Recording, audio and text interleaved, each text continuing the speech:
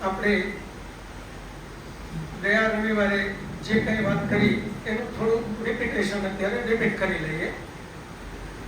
આપણે 4 વેદના નામ ગયા રવિવારે પાકા કર્યા. આજે ફરી પાછા બધા એકી સાથે જ બોલી લઈએ. ઋગ્વેદ, યજુર્વેદ, સામવેદ, અથર્વવેદ. ऋग्वेद, यजुर्वेद, सामवेद, अथर्ववेद. ऋग्वेद, यजुर्वेद, सामवेद, अथर्ववेद. આ 4 વેદના નામ. એના પછી કયો વેદ પરમાત્માએ કયા ઋષિ દ્વારા આપણા સુધી પહોંચાડ્યું એ 4 ઋષિ મુનિના. એટલે આપણે આમ એક ટેબલ જ બનાવશું ખોટું. પહેલું બીજું આમ ક્રમમાં જ બોલશું. બાકી તો બધા વેદ સરખા છે, પણ આપણા સગવડતા ખાતર આપણે ક્રમમાં જ લખશું. એટલે એના પછી એના ઋષિમુનિ લખી શકાય, એના પછી એનો વિષય લખી શકાય, એના પછી મંત્રોની સંખ્યા લખી શકાય, એમાં ક્રમમાં.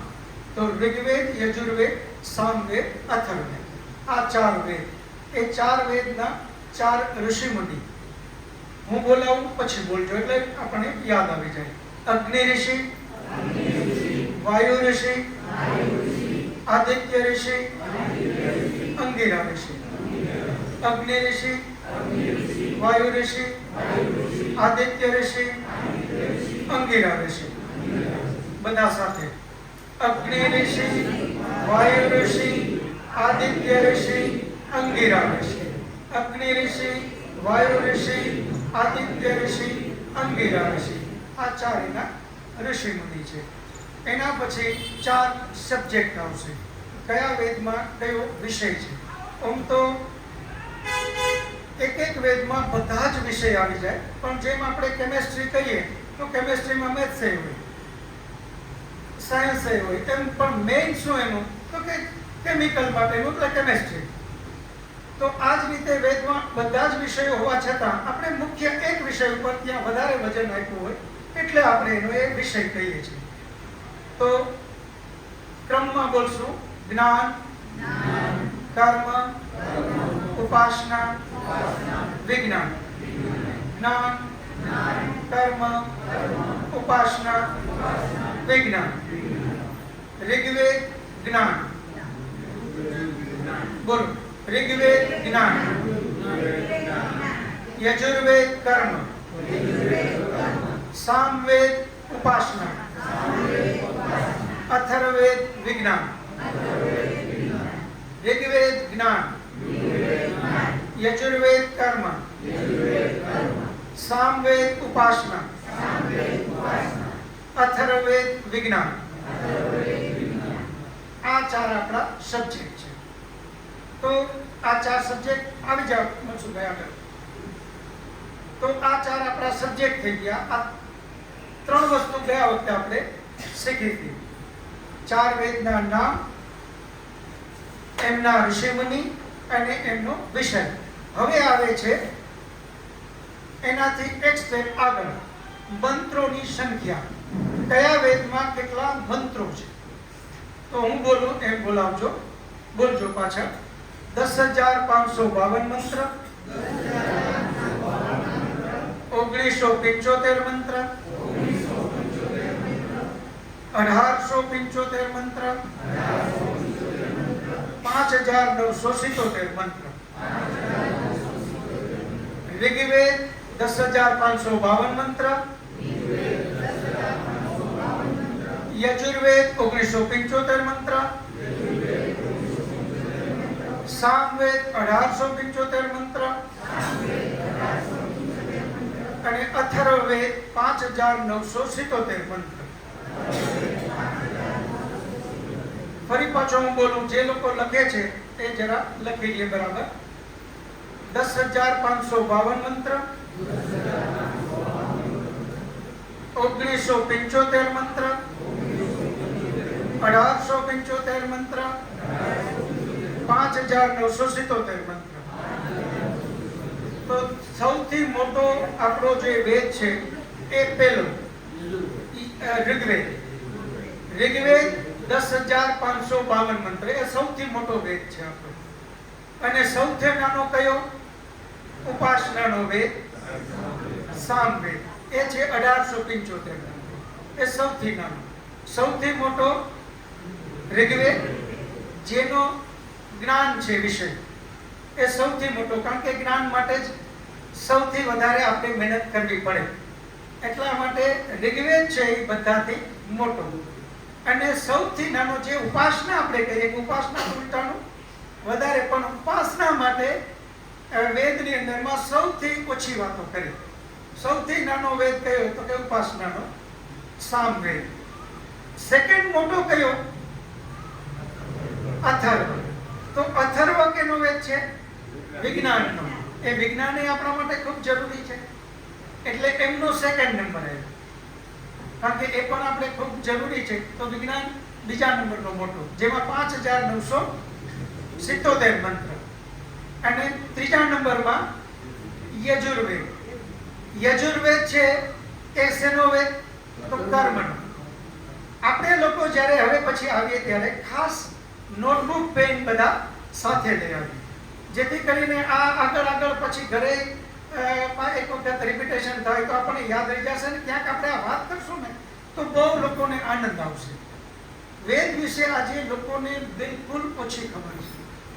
વેદ વિશેની વાત લાસ્ટ ટાઈમ જયંતિભાઈ આજ વાત કરી હતી. જયંતિભાઈ કે હું મોટા ભાગની શિબિરોમાં ગયો, પણ વેદ વિશેની વાતો બહુ જ ઓછી જગ્યાએ થાય છે.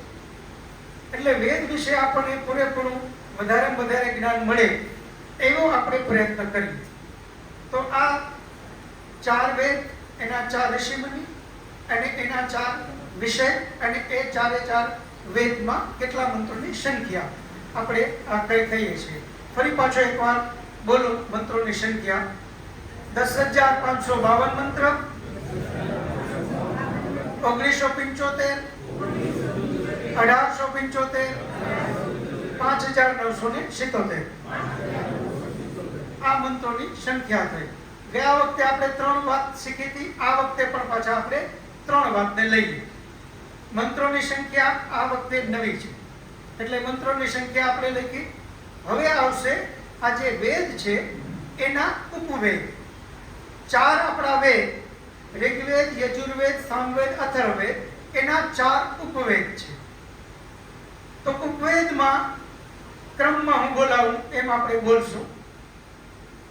આયુર્વેદ, ધનુર્વેદ, ગંધર્વવેદ અને અર્થવેદ. અથર્વનો અર્થ. તો ફરી પાછા બોલીએ.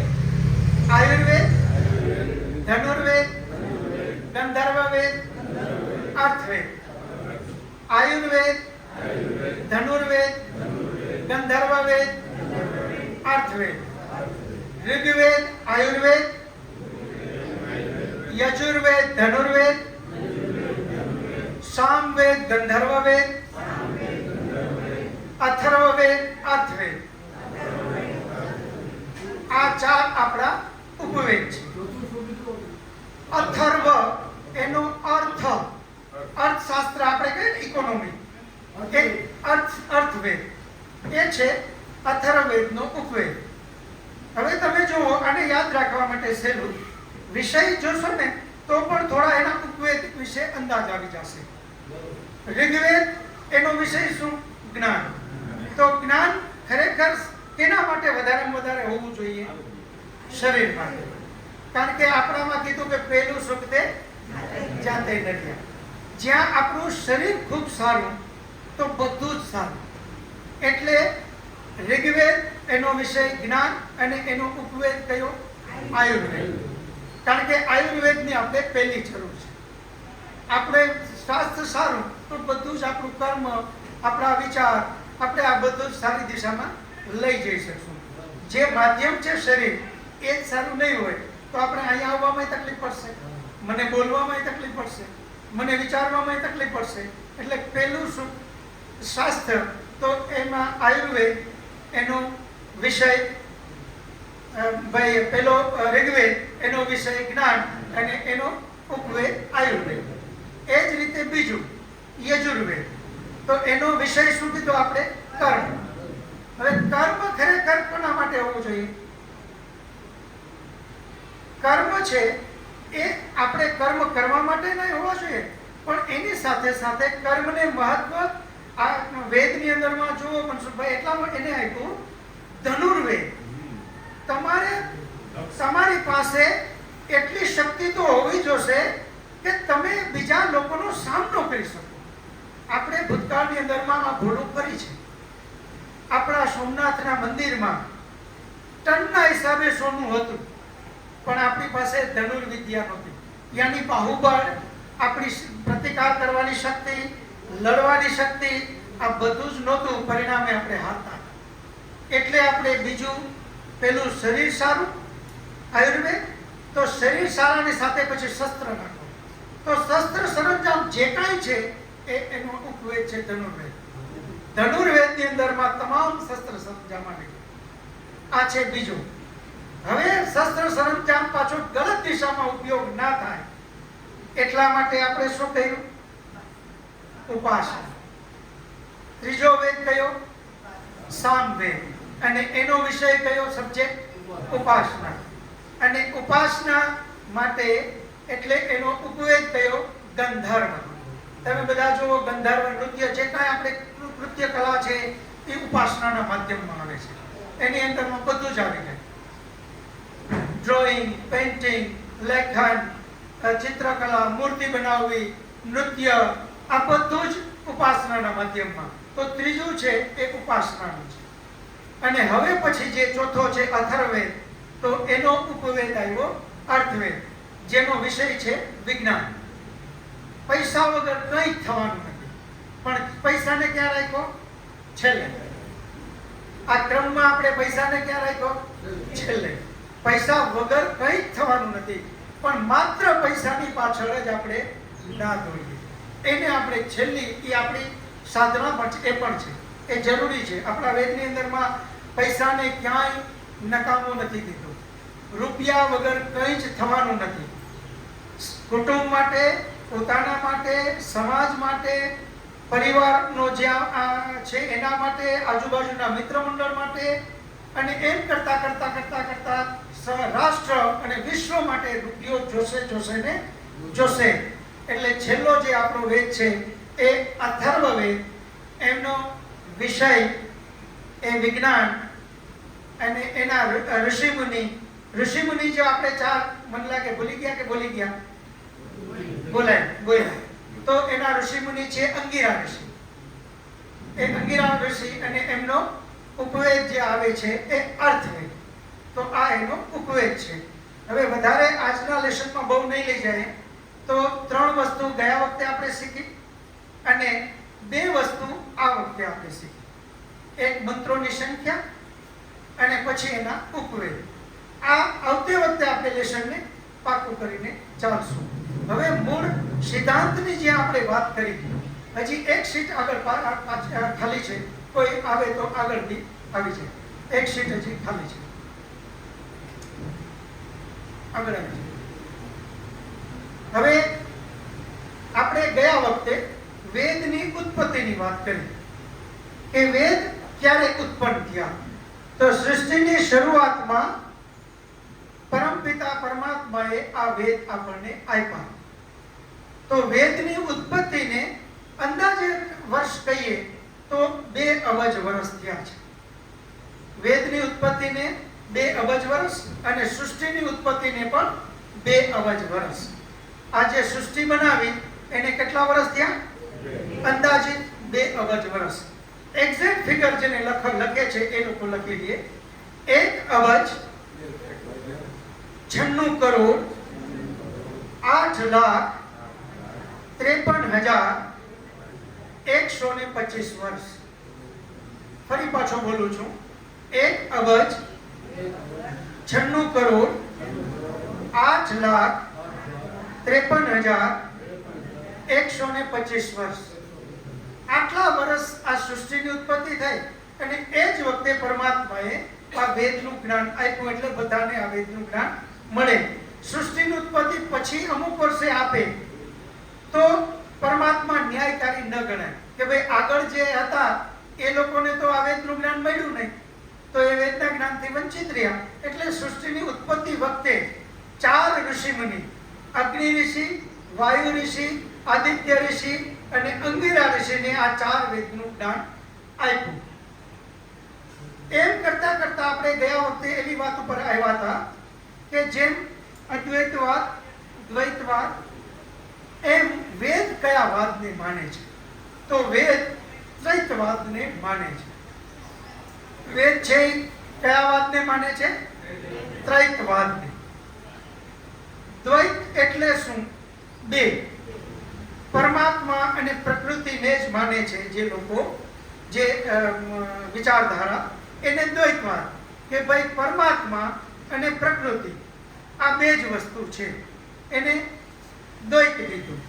અદ્વૈતમાં સામાન્ય રીતે અદ્વૈત એટલે બે નહીં, તો એકે હોઈ શકે ને બે થી વધારે હોઈ શકે. પણ જે આધ્યાત્મિક દર્શન શાસ્ત્રમાં જે વાત ચાલ્યો એ અદ્વૈત એટલે બે નહીં એક જ, એને આપણે અદ્વૈતવાદ કીધું. તો બે નહીં એટલે એક જ કોણ? તો કે ઓનલી પરમાત્મા, અને આ બધું જ પરમાત્મામાંથી જ આવ્યું. આને અદ્વૈતવાદ કીધું. પરંતુ વેદ જે છે સ્વયં ઈશ્વર કયા વાતને માને છે? તો ત્રૈતવાદ. એમાં ત્રૈતવાદમાં કઈ કઈ 3 વસ્તુ આવે? તો એક બોલજો, પરમાત્મા, અનેક જીવાત્માઓ અને પ્રકૃતિ. આ 3 વસ્તુને વેદ માને છે. પરમાત્મા, જીવાત્મા અને પ્રકૃતિ. પરમાત્મા જે છે એ એક છે, જ્યારે જીવાત્માઓ આપણી ભાષામાં, આપણી દ્રષ્ટિએ અસંખ્ય. પરમાત્માની દ્રષ્ટિએ તો એ લિમિટેડ, એની ફિક્સ જ છે સંખ્યા. પણ આપણે લોકો જીવાત્માઓને ગણી ના શકીએ, એટલે આપણે અસંખ્ય શબ્દ વાપરીએ. અને પ્રકૃતિ. પ્રકૃતિ એટલે શું? જે કાંઈ આપણે જોઈએ છે એને પણ આપણે પ્રકૃતિ શબ્દ વાપરીએ. પણ દાર્શનિક શબ્દમાં પ્રકૃતિ એટલે સત્વ, રજ અને તમ, જેમાંથી આ બધું જ બન્યું, એને એક શબ્દમાં બોલવો હોય તો એને પ્રકૃતિ કહેવાય. જે નરી આંખે અથવા કોઈ મશીનનો ઉપયોગથી, કોઈ પણ વસ્તુના ઉપયોગથી ન જ દેખાય એટલું સૂક્ષ્મ છે, એને આપણે પ્રકૃતિ કહીએ.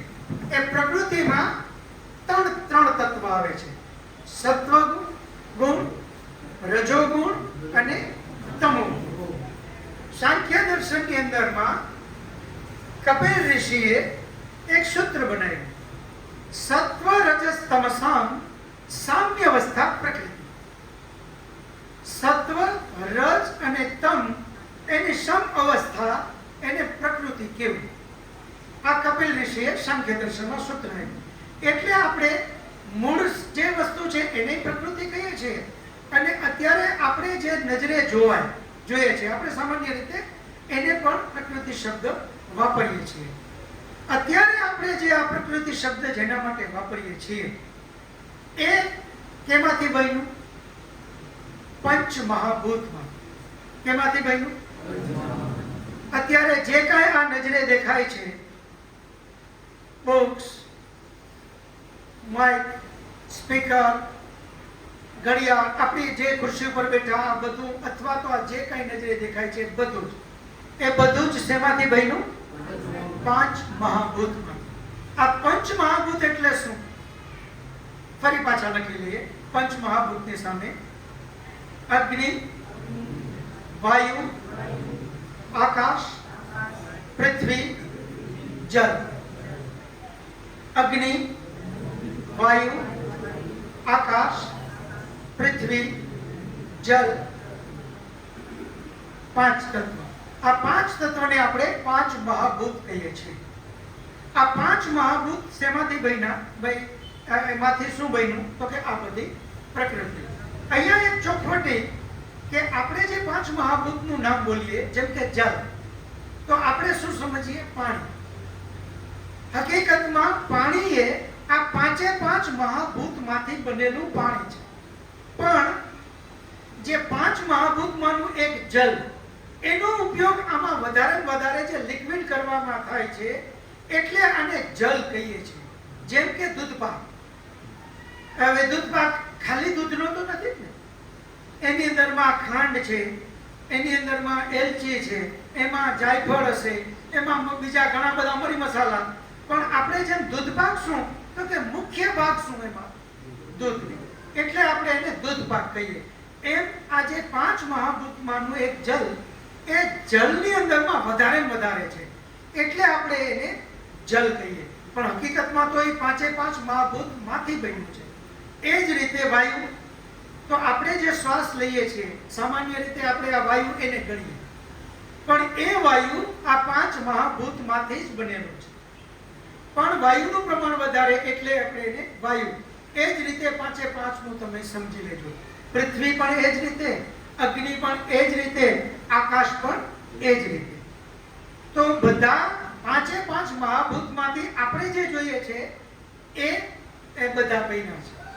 અને એ 5 મહાભૂત એ કેમાંથી બન્યા? આજે એ થોડું લેસનને આગળ ચલાવી દો.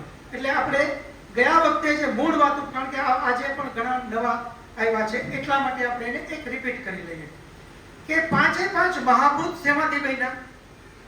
તો 5 તન્માત્રા શબ્દ વાપરે છે, જેને પંચ સૂક્ષ્મ ભૂત પણ આપણે કહીએ છીએ. એ 5 તન્માત્રા, એમાંથી આ 5 મહાભૂત બન્યા. એ 5 તન્માત્રા શેમાંથી બની? તો એ અહંકારમાંથી બની. એ અહંકાર એટલે આપણે જેને અહંકાર કહીએ એ નહીં, એ એક તત્વનું નામ છે અહંકાર. હવે જો 5 મહાભૂત જેમાંથી બન્યા, 5 સૂક્ષ્મ ભૂત, એને પણ આપણે નરી આંખે અથવા તો કોઈ મશીનથી આપણે જોઈ ના શકીએ એટલું એ સૂક્ષ્મ બન્યું. પંચ મહાભૂત એ સૂક્ષ્મ છે, અને એને આપણે જોવા માટે પણ મશીનનો ઉપયોગ કરી શકીએ. એનાથી સૂક્ષ્મ ભૂત, એને કોઈનાથી આપણે જોઈ ના શકીએ. એ સૂક્ષ્મ ભૂત કેમાંથી બન્યા? તો અહંકારમાં. અહંકાર જે છે એ પણ એક તત્વ, જેને પણ આપણે કોઈ જોઈ ના શકીએ, કોઈ એના ઉપર કોઈ મશીનનો ઉપયોગ ના કરી શકીએ, કોઈ એના માટે આપણે શસ્ત્ર અસ્ત્ર ક્યાંય પણ આપણે કોઈ વસ્તુથી એને ક્યાંય નુકસાન કરી ના શકીએ, એ વસ્તુ બની ગઈ. હવે અહંકાર કેમાંથી બની? તો મહતત્વનું એક મહ નામનું તત્વ છે, એમાંથી એ બન્યું. હવે એ મહતત્વ કેમાંથી બન્યું? તો આ જે આપણે મૂળ પ્રકૃતિ, જેના માટે આપણે સત્વ રજ અને તમ વાપરી, એમાંથી મહતત્વ બન્યું. તો એ બધું આગળ સૂક્ષ્મ છે. તો હવે 3 તત્વ જે છે, સત્વગુણ, રજોગુણ અને તમોગુણ, આમાં ધ્યાનથી સમજો. આ મુદ્દો એટલો બધો મહત્વનો છે કે જો આપણે આ સિદ્ધાંતને સમજી લેશું ને, તો વેદનું ઘણું બધી વાતો આપણે સરળતાથી સમજતા શીખી લઈશું. અને આપણને કોઈ પણ ધર્મની વાત સાચી છે કે ખોટી, એના માટેનો માપદંડ આપણે પોતે સ્વયં નક્કી કરતા શીખી લઈશું. એટલે આ જે 3 તત્વ જે છે, સત્વગુણ, રજોગુણ અને તમોગુણ, જેને આપણે પ્રકૃતિ શબ્દ વાપરીએ, એને વેદમાં શું કીધું? જળ. એને વેદમાં શું કીધું? જળ. એના સિવાય 2 તત્વ છે, જીવાત્માઓ અને એને ચેતન કીધા, અને સ્વયં પરમાત્મા, એ પણ ચેતન. તો વેદ પ્રમાણે 2 વસ્તુ ચેતન, પરમાત્મા અને જીવાત્મા, એ ચેતન. જ્યારે પ્રકૃતિ જે છે 3નું મિશ્રણ, એ છે જળ. હવે એક આપણી વસ્તુ અહીંયા સિદ્ધાંત મગજમાં બરાબર બેસાડી કે જળમાંથી જળ જ બને કે જળમાંથી ચેતન પણ થઈ શકે? થોડો આના ઉપર વિચાર કરવો પડશે. હવે આમ આગળ તમે આપણા શરીર સુધી ફરી પાછા આવી જાઓ. આપણા શરીરની અંદરમાં આ શરીર છે, એ જળ છે કે ચેતન? જળ. આ શરીર શું છે? જળ છે. આ શરીરનો એક ભાગ આંખ, એ જળ છે કે ચેતન? જળ. હવે આપણે ગયા વખતે પ્રશ્નને તમારે ચિંતન કરવા માટે મૂકી અને આપણે સેશન પૂરું કર્યું હતું. એ વાત આવે છે મન. આપણે બધા જાણીએ છીએ કે જ્યારે પણ પરમાત્માની ઉપાસના કરવા બેસીએ અને જેવી આંખ બંધ કરીએ એટલે મન છે ગમે ત્યાં ભાગે. આ મન, ખાલી હાથ ઊંચો કરજો, જવાબ કોઈ ના આપતા. જળ છે કે ચેતન? હાથ ઊંચો કરો.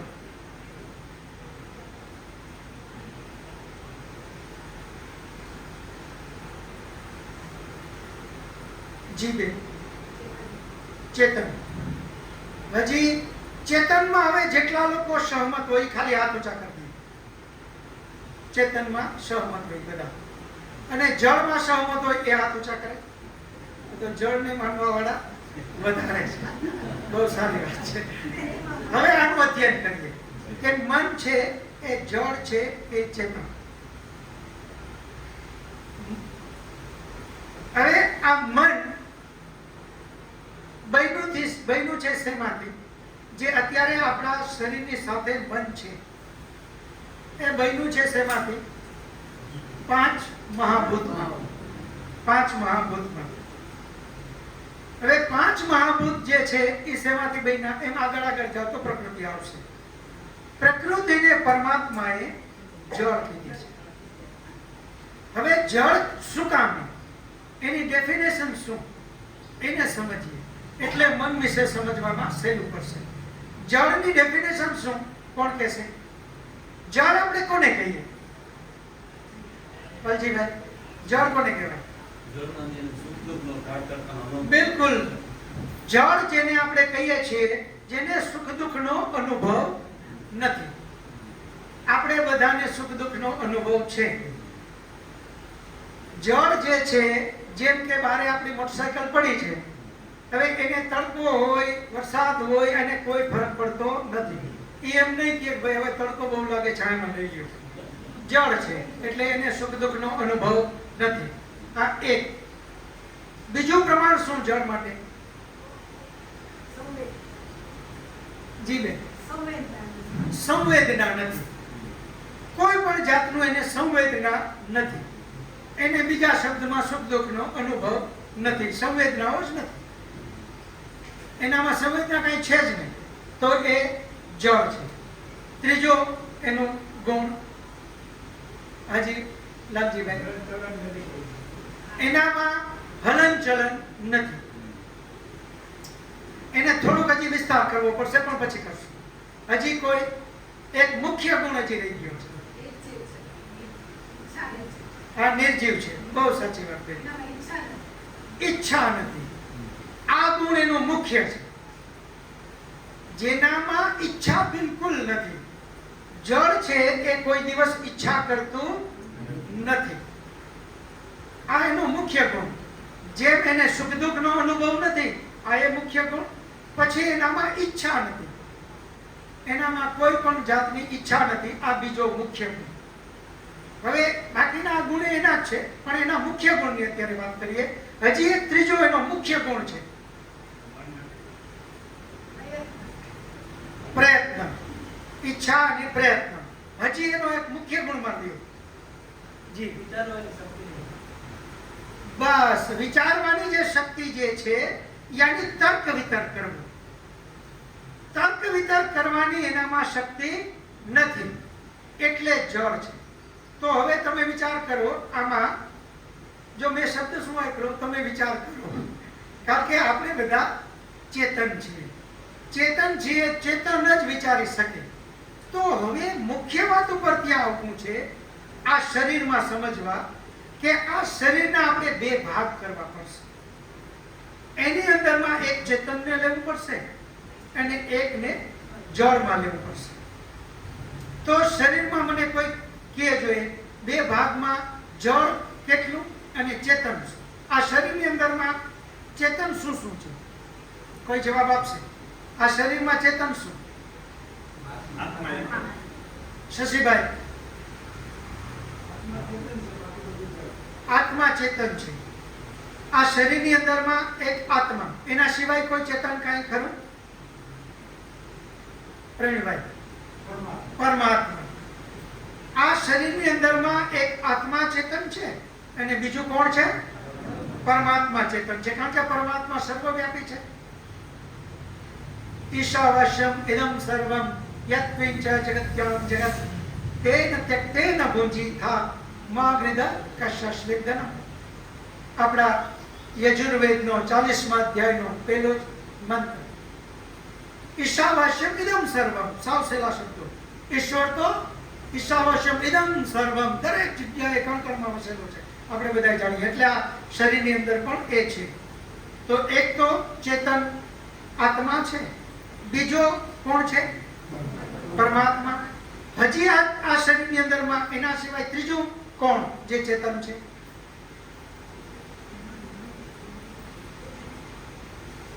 બેને શું કીધું? બુદ્ધિ. એક બુદ્ધિ કીધું. હજી કઈ? પ્રકૃતિ અંદર ચેતન.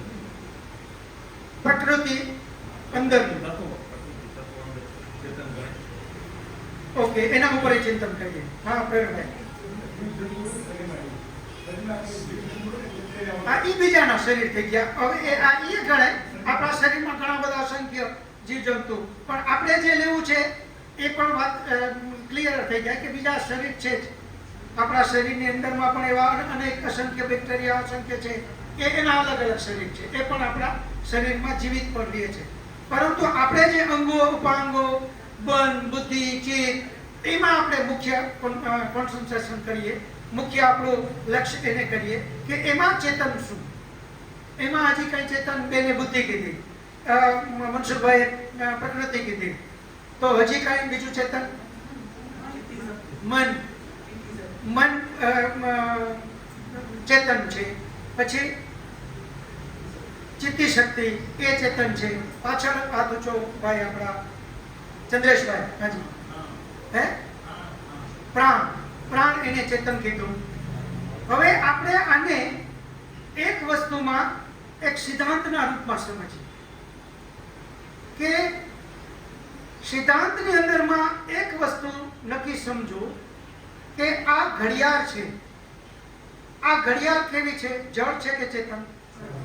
જળ.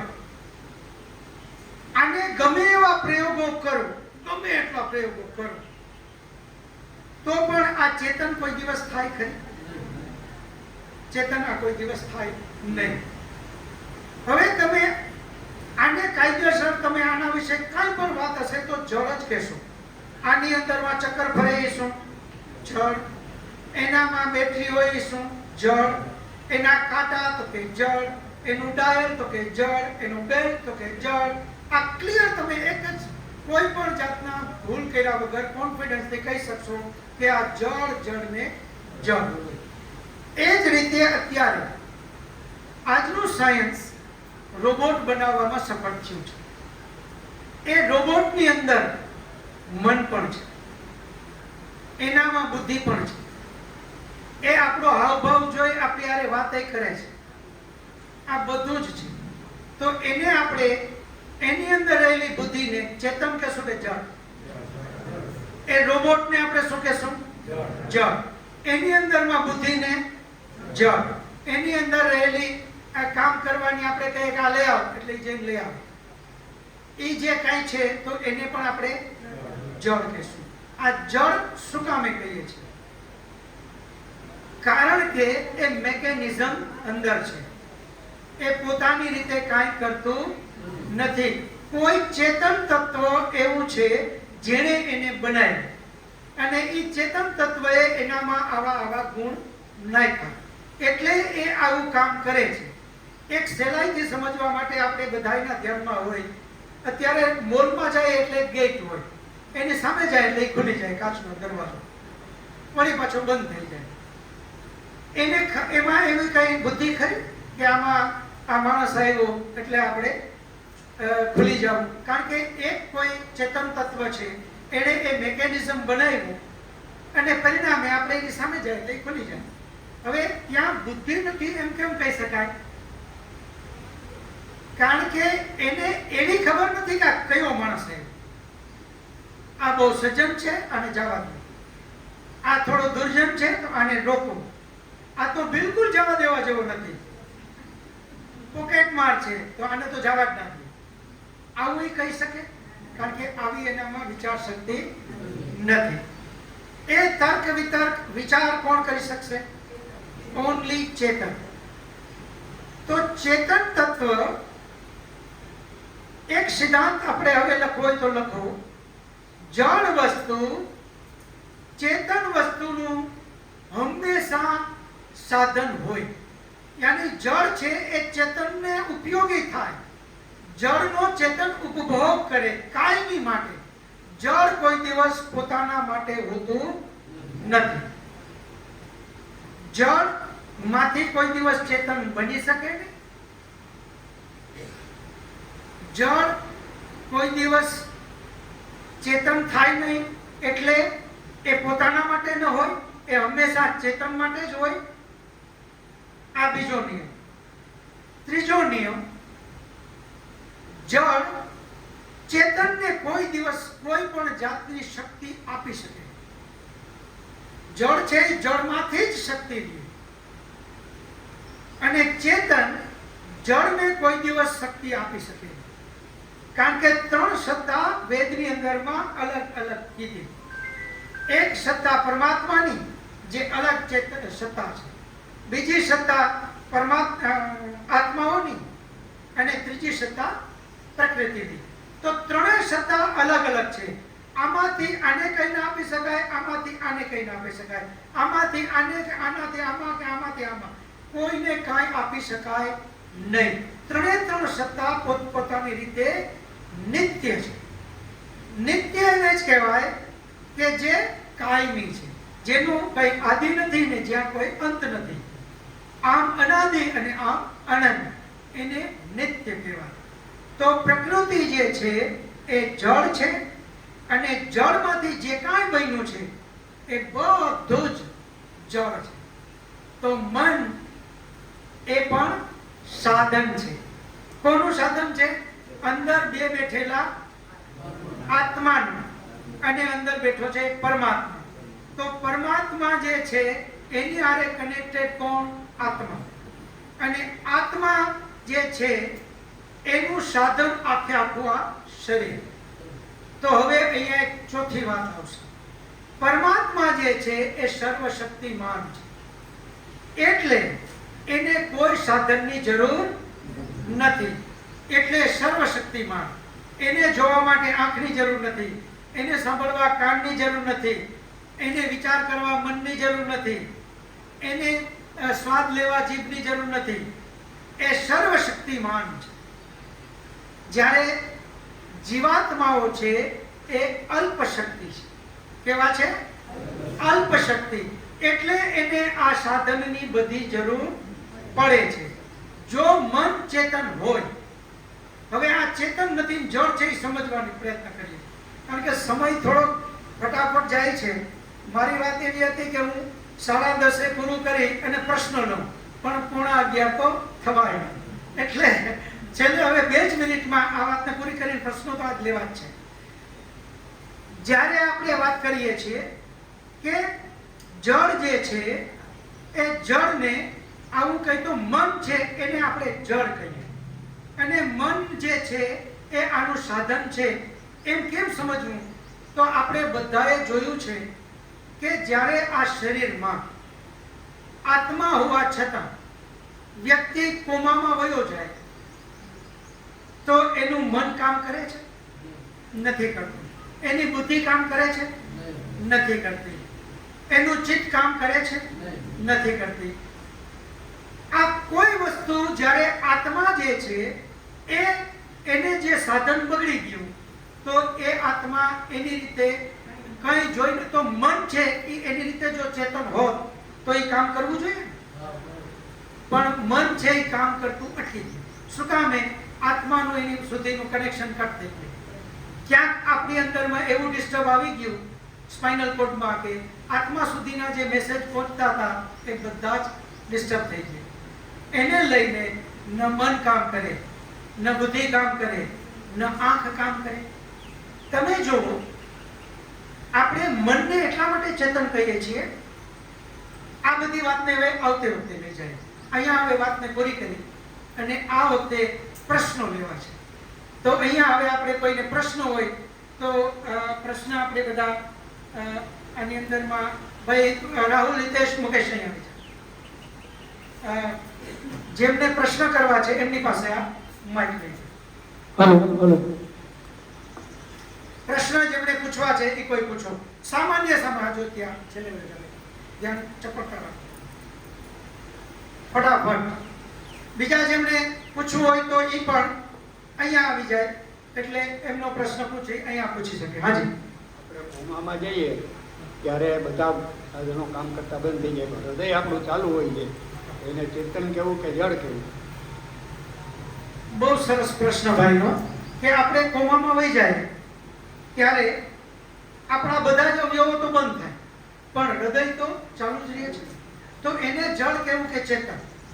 તો જળમાં જેટલા સહમત હોય એ હાથ ઊંચો કરો. નહીં, જળ જ હોય. અને ચેતનમાં જેટલા હોય એનો હાથ ઊંચો કરો. ચેતન કે નારા? ઓકે, હવે આને સમજીએ. છે ચેતન એ નથી, એ જળ છે. એ શું કામે?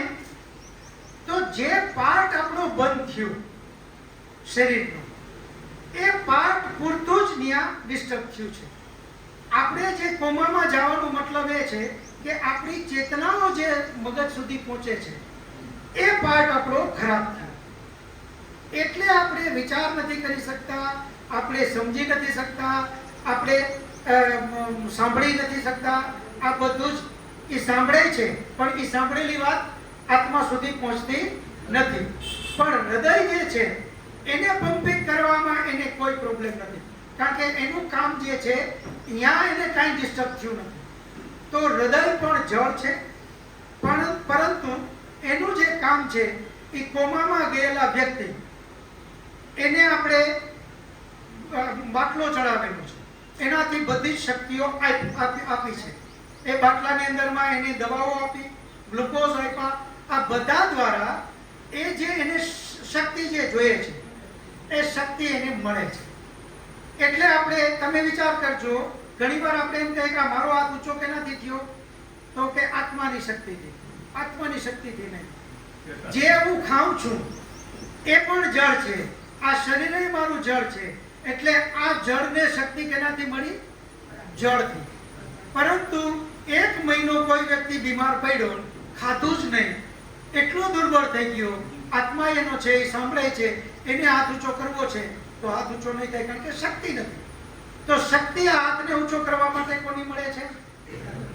એ જે ખાય છે એને. જેમ ગાડી આપણે ચલાવીએ, ગાડીને ચલાવનારો આપણે, પણ ગાડી ચાલે છે કોની શક્તિથી? ડીઝલથી. ડીઝલ શું? જળ. ગાડી શું? જળ. એમ આ શરીર છે એ આત્માનું સાધન છે. શરીર એ જળ, જે ખાઈએ પીએ છે એ પણ બધું જળ. એટલે આપણે હાર્ટ જે છે એ જે પાર્ટ છે એને કોઈ પ્રોબ્લેમ નથી થયો એટલે એ કન્ટિન્યુ ચાલુ છે. જ્યારે બાકી બધી ચેતનાઓ ચાલે છે પણ હાર્ટને જ પ્રોબ્લેમ આવ્યો, બ્લોકેજ આવી ગયા, તો હાર્ટ પોતે બંધ થઈ જશે. અને હાર્ટ જેવું બંધ થાય. આનો જવાબ હું સારો આપી દઉં? જી જી જી જી. આપણા શરીરમાં 5 તંત્રો છે. એક ચેતા તંત્ર, એટલે મગજમાં ખામી આવે ને ત્યારે ચેતા બંધ થાય. બરાબર. પછી બીજું છે શ્વસન તંત્ર, એટલે શ્વાસ લેવાનું ચાલુ રહે. ત્રીજું છે રુધિરાભિસરણ તંત્ર, ઈ ચાલુ રહે.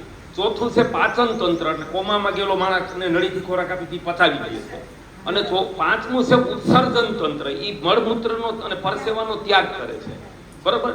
એટલે કોઈ સિસ્ટમથી એક સિસ્ટમ બગડે ને તો આત્માની શક્તિથી બાકીની 4 ચાલુ રહે. ઘણી વખત 2 બગડી જાય તો 3 ચાલુ રહે, અને પછી 3 બગડે ત્યારે માણસ મરી જાય. બહુ સરસ મનસુખભાઈ, બહુ સરસ સમજાવ્યું. એટલે જે પાર્ટ આપણો બગડે એટલો પાર્ટ પૂરતું જ આપણે, પણ એ પણ છે જળ. હજી કોઈને પ્રશ્ન કઈ હોય તો પૂછો. કોઈ પ્રશ્ન પૂછો તો બહુ આનંદ આવશે. આના સિવાય નહીં, આધ્યાત્મિક કોઈ પણ પ્રશ્ન પૂછો, વેદ વિશે પૂછો, કઈ પણ બાકીની તમારી અંદરમાં કોઈ વાત હોય તો એના માટે પૂછો, એ પૂછો.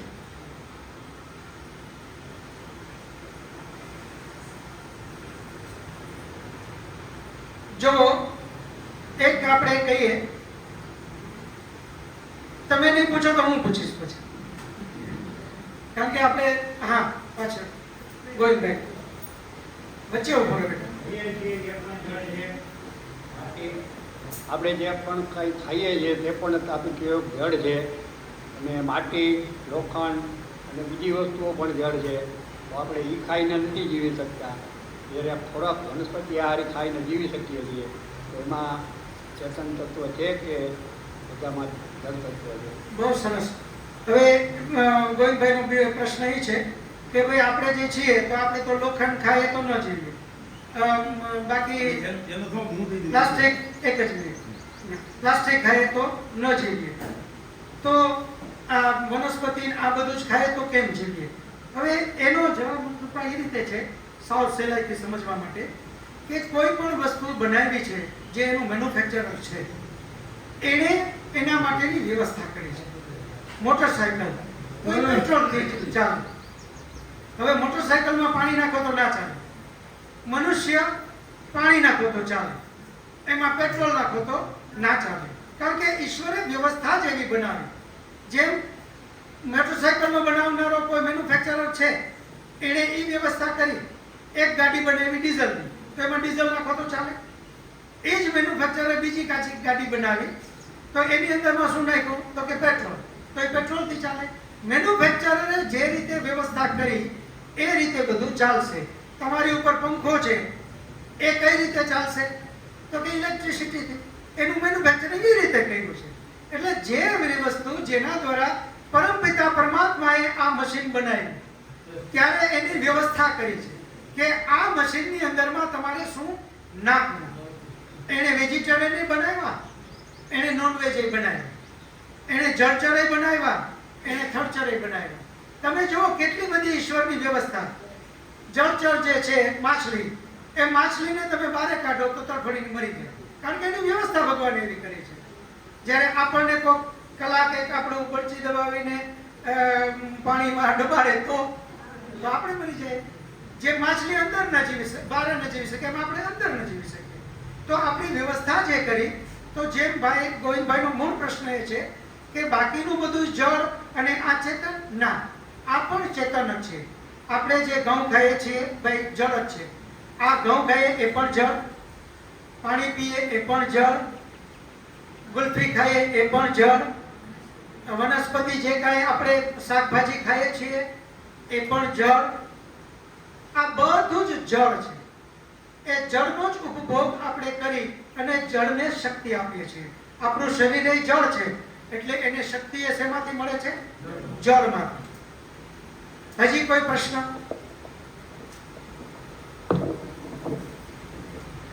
નમસ્કાર. નમસ્તે. વૈદિક મહાસભા જે 4 વેદો માટે પ્રયત્ન કરી જી. અને વેદોનું જ્ઞાન આપે છે, ખાસ કરીને અહીં બેઠેલા બધા લોકોને 4 વેદ જેટલી ખબર છે, પણ હું એવી અપેક્ષા રાખું છું કે આજના સમયમાં વૈદિક મહાસભા જો યુવાનોને 4 વેદનું જ્ઞાન આપે તો આ વેદ અંગેનું માધ્યમ એક આપણું જળવાઈ રહેશે. એમાં આપના પ્રયત્નો શું હોઈ શકે એ હું જાણવા માંગુ છું. બહુ સરસ મુરલીભાઈનો. અત્યારે વૈદિકમાં શું કરે છે એ થોડું કહી દઉં, પછી મનસુખભાઈ પણ જરા કહેવા માંગે છે. વૈદિક મહાસભા મુરલીભાઈ થોડા વર્ષ પહેલા કોલેજનો માટે એક FM રેડિયોમાં ઇગ્નો કરીને એક ચેનલ હતી, અને એ લોકો ઇગ્નોમાં કોલેજનો માટે એક આધ્યાત્મિક દર રવિવારે આધ્યાત્મિક પ્રવચન મૂકતા. તો એવી વખતે અહીંયા જે ધુલિયાભાઈ છે, આવ્યા છે આજે પણ, એ ધુલિયાભાઈ એમાં જ જોબ કરતા હતા. જરા ઊભા થશે ધુલિયાભાઈ. અને એમણે આપણને વાત કરી કે આ કોલેજોનો માટેની આ એફએમની ચેનલ છે, અને એમાં જો તમે પ્રવચન કરવા આવો તો આ વેદ ઉપનિષદની વાત યુવાનો સુધી પહોંચે. તો વૈદિક મહાસભા દ્વારા ત્યાં આપણે જતા દર રવિવારે એમના રેડિયો સ્ટેશનમાં, અને ત્યાંથી કોલેજનો માટે ઉપનિષદની શૃંખલા આપણે ચાલુ કરી. એટલે ઉપનિષદો યુવાનો સુધી પહોંચાડવા આપણે પ્રયત્નો કર્યા. પછીથી જે સ્કૂલ કોલેજો છે, જેમ અહીંયા આત્મીય કોલેજમાંથી જિજ્ઞેશ સર ને બધા આવ્યા છે, તો એ લોકોને પણ વાત કરી. તો એ લોકોએ કીધું કે અહીંયા આવતો કોલેજોમાં પણ આપણે અવારનવાર જ્યારે પણ મોકો મળે ત્યારે વેદની વાત કરવા જાય છે. એ જ રીતે ગુજરાતની તમામ જિલ્લા જેલો એની અંદરમાં આપણે ગાંધીનગરથી પરમિશન લઈ દરેક જિલ્લા જેલોની અંદરમાં 4 દિવસની શિબિર રાખી અને બધે જ આપણે શિબિરમાં વેદ પ્રચાર કરવા જાય છે. આમાંથી પણ આપણે તમારું સૂચન બહુ સાચું છે. હજી યુવાનો સુધી જેટલું પહોંચવું જોઈએ એટલા આપણે પહોંચ્યા નથી. 10% પહોંચ્યા નથી. આપણા પ્રયાસોમાં 10% આપણે એટલા સફળ થયા નથી. પણ હું તમને એટલી વૈદિક મહાસભા તરફથી અહીંયા બધા બેઠા છે.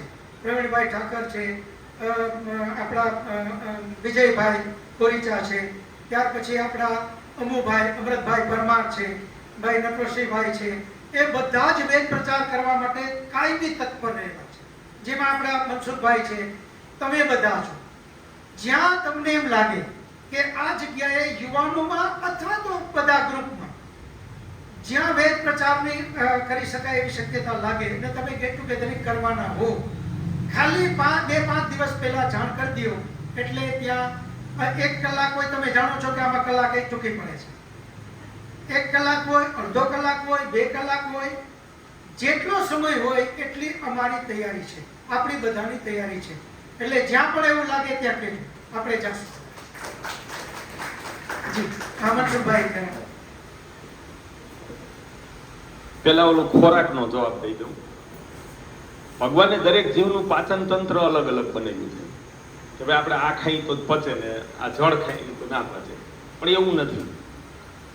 આ માનવનું પાચન તંત્ર એક લિમિટેડ બનાવ્યું કે શાકભાજી, ફળ અને અનાજ કાચું પાકું બે પચાવી શકીએ. બનો કે આપણે ચોખા ચાવીને ખાઈ દઈએ પછી તો જાય પણ વાર લાગે એમ. પણ એથી વિશિષ્ટ પ્રકારનું છે ઉધઈ છે ને, એ હુકું લાકડું ખાય ને ઈ જ એને પચે. એનું પાચન તંત્ર એવું, એને લીલું પચે પણ એ સૂકું જ ખાય. અળસિયું માટી ખાય અને છાણ ખાય તો એને ઈ પચી જાય. બરાબર. પછી આપણે હાડકાનો કટકો ગળી દઈએ ને તો એ મળમાં આખે આખો નીકળી જાય. પણ બધા જ સરીસૃપો છે ને એ ખોપરી હોત પચાવી દે. બરાબર. દાંતે પચાવી દે, જે સૌથી કડકમાં કડક પદાર્થ છે.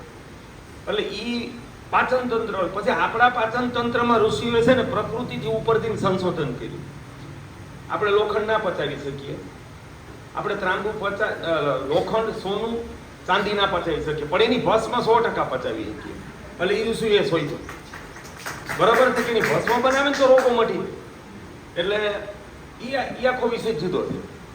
હવે આ વૈદિક મહાસભાના પ્રચાર બાબતે કહી દઉં કે મેં 4 વેદ વાંચ્યા છે. આમ ઝડપથી વાંચ્યા છે, બહુ ઊંડાણથી નથી વાંચ્યા. ઘરેથી બહાર વાળીએ જઈને ઊંડાણથી પાછા વાંચવા છે અને દુનિયા સમક્ષ મૂકવા છે. 500 શાસ્ત્રો વાંચ્યા છે. ગીતાજી 60 વાર વાંચ્યા છે. ચાણક્ય નીતિ, વિદુર નીતિ 10 વાર વાંચી. એનાથી હું પ્રભાવિત છું. મહાપુરુષોના જીવન ચરિત્રો શિવાજી, રાણા પ્રતાપથી સરદાર પટેલ, સાવરકરને વાંચ્યા છે. અને સંપ્રદાયની ચોપડીઓ અભ્યાસ કરવા વાંચી.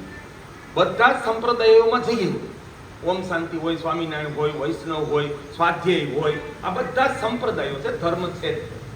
એવું જઈએ છું. હું મારી જાતનો દુશ્મન ના હોઉં, મારી જાતને હું પ્રેમ કરતો હોઉં. મને જો સંપ્રદાય ધર્મ દેખાય તો હું 100% અહીંયા આવ્યો છું. મને સંપ્રદાય સ્થાપક ભગવાન લાગે તો હું 100% માનું, કારણ કે મારું કલ્યાણ હોય મારા પરિવારનું. પણ એ મને નથી લઈ. અને આ બધાયમાં છેલ્લે એક જ જવાબ મળ્યો કે આ ઈશ્વરે બનાવેલી સૃષ્ટિને માનવને પહેલા માનવનું જીવન આપવું છે, આદર્શ દાંપત્યથી લઈને આદર્શ પરિવાર નિર્માણ કરવો છે.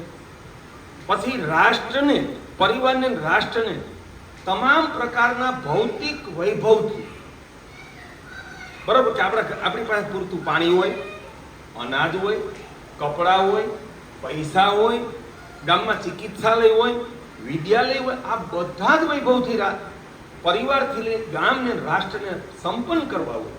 અને છેલ્લો જવાબ કે આ ભગવાને બનાવેલી સૃષ્ટિને આપણે અનંતકાળ ટકારવી છે તો એનો બોલો વેદ સિવાય કોઈ રસ્તો નથી. આ 500 શાસ્ત્રો વાંચ્યા પછી અને 5 ક્રાંતિ દેશને આપી. જળ ક્રાંતિ, ગાયની ક્રાંતિ, ગાયધર કૃષિની, દેશી બીજનું કામ એના લેવલનું છે. બરાબર છે. અને દિવ્ય ગ્રામ યોજના, જે ગામડાનો સર્વાંગી વિકાસ. અને મારા લખેલા પુસ્તકને 5મા વેદનું બિરુદ વિદ્વાનું આપેલું છે, ગોવેદ. આપણે આપણા પુસ્તકને રામાયણ કે વેદ ના કહેવાય. આટલા 8 શાસ્ત્રોનું સર્જન, 5 ક્રાંતિ અને 26 વર્ષ દેશને આપ્યા પછી મારો અંદરથી અભિપ્રાય દીધો આ સંસ્કૃતિ દેશનું ભવિષ્ય છે ને આ સદી સુધી નથી. આ અત્યારે જે માર્ગે આવેલા છે જ્ઞાતિવાદ, પોતાના માટે જ જીવનો ભોગવાદ, પેલો પોતાના માટે જીવનો ભોગવાદ, બીજો જ્ઞાતિવાદ, ત્રીજો સંપ્રદાયવાદ. ત્યાં આ જીવન માયા, આ પત્ની માયા, આ સંસાર માયા અને આત્મકલ્યાણ ને મોક્ષ ને અક્ષરધામ માટે તું મહેનતમાં લાગી જાય છે. બરોબર છે. આ સદીના અંતે આ રાષ્ટ્ર નહીં હોય. આટલું કામ કરનાર આવા શાસ્ત્ર લખનાર ને 4 વેદ વાંચનાર ને એમ છે કે આ દેશ બીજું અફઘાનિસ્તાન બની જવાનું આ સદીના અંતે. બરાબર. અને અમારે તો પૂરતા પ્રમાણ છે, તમે સમય લઈને બેસો. અને જો હું જવાબ તમને આત્મસંતોષ થાય એવો ના આપી શકું તો આ રાષ્ટ્ર સેવા પણ મૂકી દેવા તૈયાર. એટલે તમે તમારા સંપ્રદાયવાદ જ્ઞાતિવાદથી મુક્ત થઈને એક વખત સમજતા શીખો. હું આ છોડી દઉં તો હું સાબિત ના કરી દઉં. આ દેશના અંતે નહીં રહે. જો આપણું કુળ, આપણી બેન દીકરીઓ, આપણે જેને માનીએ છીએ એ ધર્મને, શાસ્ત્રોને, દેશને, સંસ્કૃતિને બચાવવા તો વેદના શરણે ગયા વિના છૂટકો છે. વેદ પ્રચાર બરાબર માટે છે. શું કરશો? વેદ વિજ્ઞાનના અને વેદમાં આયુર્વેદ, યોગ બધું જ એમાં આવી જાય. અને પ્રચાર કરવા માટે શું આઈ કહું કરશો? એનો હવે જવાબ. 2 સભાના પ્રમાણ દઈ દો. આ વૈદિક સભા આજથી 5 વર્ષ પહેલા એક સાંપ્રદાયિક સભામાં જવાનું થયું. એક અહીંયા પ્રખ્યાત વક્તા છે રાજકોટમાં, કાલાવડ રોડ ઉપર. એણે જે હાવ ઉપજાવી કાઢેલી પૈસા કઢાવવા વાર્તા કરીને પછી મેં ઇતિહાસમાં તપાસ કરી આવો કોઈ દુકાળ પડ્યો જ નથી અને આવું કઈ થયું જ નથી. ખરેખર એ જેલની સજાને પાત્ર છે એ માણસ. લોકો એને સંત માને છે. અહીંયા 2000 લોકો હતા અને એ પૈસા ખર્ચવા માટે જ થાય છે. આ અંતે આપણો વિનાશ કરશે. ભારતની હોય, સનાતન સંસ્કૃતિની હોય, ક્યાં ભાઈ સંપ્રદાય ને પટેલ ને દરબાર. મનસુખભાઈ, હાથ જોડીને વિનંતી મારી વ્યાસપીઠ ઉપરથી, આપણે આપણી લીટીને કેમ મોટી કરવી, ઓનલી એ જ વાત કરશું. અને આજેથી બધાને જ મારી નમ્ર વિનંતી કે આપણે કોઈનો વિરોધ કરવાનો એક શબ્દ નહીં બોલવો. અને આ વિરોધ Please. આ મારું એક દર્શન છે. ના, ના, હવે આના માટે આપણે શું કરી શકીએ કે જો આ વેદ સભા પ્રચાર મોટો નહીં થાય ને તો છેલ્લે બધું નાશ પામી જશે. તો શું કરવું જોઈએ? આ સભામાં સૌથી પહેલા શિક્ષણ સંસ્થાના સંચાલકોને બેસાડવું. એક પછી બધા જ સંપ્રદાય વાળાને બેસાડવા છે, કારણ કે આપણા દુશ્મન નથી. હું તો એમ કહું બધા જ સંપ્રદાયના સાધુ, સ્વાધ્યાયના પ્રચારકો, યોગના પ્રચારકો ઈ આવે ને એવો આપણે પ્રયત્ન અને કરીએ. એમાં કારણ કે તમને અહીંયાથી ખાલી મોટે એક પાયે મનસુખભાઈ, એક વચ્ચે વાત કરું. આપણે જ્યારે પહેલવેલી વેદ કથા કરી ને, એટલે મને કોઈએ એવી વાત કરી, ત્યારે મુરલીભાઈ સાથે જ હતા, કન્ટિન્યુ સાથે 24 કલાક મુરલીભાઈ દવે. અને આપણે વેદ કથા પહેલી કરી ત્યારે અહીંયા આપણે નૂતનગર હોલમાં તો બધાએ એવી મને થોડી વાત કરી કે વેદ વિશે કોઈ જાણતા નથી તો આમાં કોઈ આવશે નહીં. એટલે મને શું થયું કે અહીંયા આપણે અક્ષર સ્વામિનારાયણ મંદિર ત્યાં હું ગયો અને ત્યાં કોઠારી સ્વામીને વિનંતી કરી, સ્વામીજી અમે લોકો આ રીતે એક વેદ કથા કરવાના છે, તો જો આમાં આપ બધા આવે તો સારું. એટલે એમણે મને એટલી હદ સુધી ખુશી બતાવી કે હું તો આવું છે કે એમાં પણ તમે રવિવારે અહીંયા આવો અમારી સભામાં, તમારા જે સ્વયંસેવકો એને લઈ આવો ને, પત્રિકાઓ વેચો ને, હું માઇકમાંથી જાહેરાત કરું કે આમાં વેદ કથામાં બધે જવાના છે. આ એક પ્રમાણ. બીજું, આત્મીય કોલેજમાં ત્યાગ વલ્લભ સ્વામી, પૂજ્ય ત્યાગ વલ્લભ સ્વામી, એમની પાસે ગયો. એમને જઈને મેં વાત કરી કે સ્વામીજી આ રીતે અમે વેદ કથા, અને એમાં મુરલીભાઈ બધે સાથે છે, એ સાક્ષી છે. મુરલીભાઈને અમે બે ગયા, ત્યાં જઈને આ વાત કરી. આ વાત થોડી હવે આનાથી વિષયથી અલગ છે, પણ આ વાત આવી તો વાત કરી દઈએ કે શું કામે આપણે કોઈનો વિરોધ નથી કરવો. એમણે જઈને ત્યાં તો એ સ્વામી ત્યાગવલ્લભ સ્વામીજીએ આ જ મોટો બતાવ્યો અને સ્વામીજીએ કીધું કે સુરેશભાઈ આ તો પાયાની જરૂરિયાત છે. અને તે દિવસે એમણે એમ કીધું કે તમે અહીંયા કોલેજમાં આવતા રહો, અને ત્યારથી એ સિલસિલો ચાલુ થયો. અહીંયા જ્યારે આપણે સત્રનું ઉદ્ઘાટન કર્યું ત્યારે આદરણીય જયંતિભાઈ ગાલરિયા પણ એમાં હતા, આપણા કલેક્ટર, કમિશનર બધા જ એમાં આવ્યા હતા. કદાચ તમે હતા કે નહીં મને બહુ, ત્યારે પહેલી વખત કદાચ તમે નહોતા, વર્ષો પહેલા ત્યારે તમે નહોતા આવી શક્યા. તો એમાં ત્યાગ વલ્લભ સ્વામી આવ્યા, કોઠારી સ્વામી અહીંયાથી આવ્યા, એમનું યોગી સ્વરૂપ સ્વામી ત્યારે હતા. એ યોગી સ્વરૂપ સ્વામી એ આવ્યા, બાકી આવ્યા, અને કેટલા બધા હરિભક્તો આવ્યા કે જેમ અત્યારે કેમ ખુરશીઓ ઘટી તેમ ત્યારે આપણે 13મી વેદ કથામાં મને બધાએ આ ચેતવણી આપી હતી ને થોડું મનોબળ ભાંગીને એટલે થોડુંક મને બિરદાવ્યો હતો કે ભાઈ 100-200 આવી જાય ને તોય તમે સમજો કે તમે વસો. એની જગ્યાએ આખો હોલ ચિકાર ભરાણો, પછી બારે સ્ક્રીન ગોઠવવી પડી અને બારે સમિયાણો નાખીને ત્યાંય બધાને બેસાડ્યા, બધે જ વ્યવસ્થા કરી. આ ગલીએ બંધ કરી જે બાજુની, એમાં બધાને બેસાડવા પડ્યા. બાજેનું બારેનું પાર્કિંગ બંધ કર્યું, એમાં બધાને બેસાડ્યા. એટલે બધાનો સત્ય માટે સાથ છે. જ્યાં કમી છે એ હું તમને મનસુખભાઈ, મારી કમી, તમારી કમી, યાની જે વેદને આપણે જાણીએ છીએ, આપણી કમજોરી એ છે, આપણી કમી એ છે, આપણે લોકો સુધી પહોંચાડવું. ઈ વાત એટલે ઈ સાચી વાત છે. મુખ્ય અત્યારે આપણે એ કરવું છે કે આપણે આમાં આ વાત આવી છે તો તમને બધાને મારે હાથ જોડીને નમ્ર વિનંતી કે અત્યારે તમે આપણે જેટલા એવા નક્કી કરો, આવતે વખતે એક ને તો લઈ આવશો. હવે હું એનો જવાબ દઈ દઉં. આને સીધું ગુણાંકમાં વધારવું હોય ને તો તમામ સંપ્રદાયો અને ધાર્મિક આધ્યાત્મિક સંસ્થાઓના સંચાલકો અને બધી જ્ઞાતિના પ્રમુખોને લાવવા બહુ જરૂરી. કારણ કે બહુ આપણા પાસે મોટા મોટા સંગઠનો છે. એટલે આપણે 10-20 વ્યક્તિને લાવશું ને એના કરતા એક સાધુને, એક યોગના પ્રચારકને લાવશું, એક જ્ઞાતિના પ્રમુખને લાવશું તો એનું વધુ પરિણામ આવશે. એટલે આપણે પહેલો પ્રયત્ન આ કરીએ કે જે લીડરો છે ને એને, સ્કૂલના સંચાલકો, શિક્ષકો, પ્રોફેસરો, વક્તાઓ, લેખકો, આના ઉપર આપણે ટાર્ગેટ કરીએ. એક બીજું, અમે અમારું જળક્રાંતિ ટ્રસ્ટનું આખું દેશ લેવલે વિશ્વ લેવલે નેટવર્ક ચલાવીએ છીએ કે મારી પાસે સાડા 9000 નંબર ડાયરેક્ટ છે કે તમને જે ડાયરેક્ટ મળે અને 100 ગ્રુપોએ મને જોઈન્ટ કરેલો છે. એમાં અમે અમારી સેવાનું નાખીએ છીએ. પણ નિયમિત છેલ્લા 2 વર્ષથી આ બધો ભય દેખાણો કે ભાઈ સંસ્કૃતિ વિદેશી વિધર્મી તાકાતોથી તો નાશ થઈ રહી છે, પણ આપણે નાશ કરી રહ્યા છીએ આ સંપ્રદાયવાદ, જ્ઞાતિવાદથી. એટલે અમે વેદનો પ્રચાર કરીએ છીએ, પણ એક અઠવાડિયામાં અમે વૈદિક ચેનલ જળક્રાંતિ ટ્રસ્ટની ચાલુ કરશું. પછી એમાં આપણી બધી જ સભા આખા દુનિયામાં અમે પહોંચાડશું. આખી દુનિયા, બરાબર? કારણ કે અમારું નેટવર્ક એવું મોટું છે. નંબર 2, વેદના જે સારા પ્રચારકો છે, દાખલા તરીકે સચ્ચિદાનંદ સ્વામી અને અન્ય વક્તો આપણે આચાર્ય નરેશજી, બરાબર છે, આચાર્ય નરેશજીના એના પ્રવચનો હવે જળક્રાંતિ ટ્રસ્ટમાં એક અઠવાડિયું એવું નહીં હોય કે જેણે વેદ જ્ઞાન છે ને દુનિયામાં પ્રચાર નહીં કર્યો. તમને ખાતરી છે. એટલે પહેલું આપણે મહત્વના લોકોને લાવીએ.